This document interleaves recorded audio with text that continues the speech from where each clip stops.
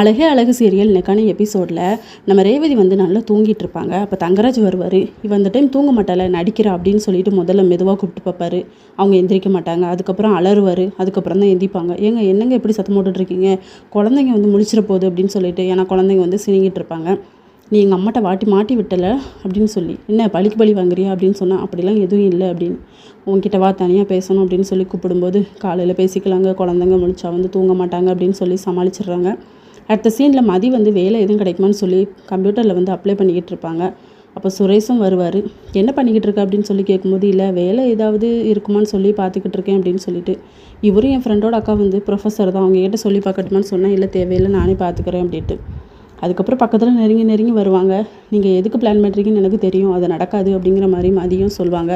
நம்ம 2 பேருக்குமே இது முக்கியமான விஷயந்தான், நமக்கு கல்யாணம் ஆகிட்டல அப்படின்னு சொன்னால் அவங்க வந்து ப்ளீஸ் தயவுசெய்து வேண்டாம் அப்படின்ட்டு, உங்ககிட்ட எவ்வளோ தான் சொல்லி புரிய வைக்க, நம்ம 2 பேருமே ஹஸ்பண்ட் அண்ட் ஒய்ஃப் தானே அப்படின்னு சொல்லி சத்தம் போட்டு அலறுவார். சத்தம் போடாதீங்க, வெளியே கேட்டால் உங்களுக்கு தான் அசிங்கம் அப்படின்னு சொல்லிட்டு, கேட்டால் கேட்டு போட்டோம், நானும் எவ்வளோ நாள் தான் பொறுத்து பார்ப்பேன் அப்படின்னு சொல்லி. அவங்க அப்பாவும் என்ன பிரச்சனைன்னு சொல்லி கேட்பாங்களா, இவளை நான் என்னைக்கு கல்யாணம் பண்ணணும், அன்னையிலேருந்தே எனக்கு நிம்மதியே இல்லை அப்படின்னு சொல்லி கத்துவார். இதோட இன்னைக்கான எபிசோட் முடியுது.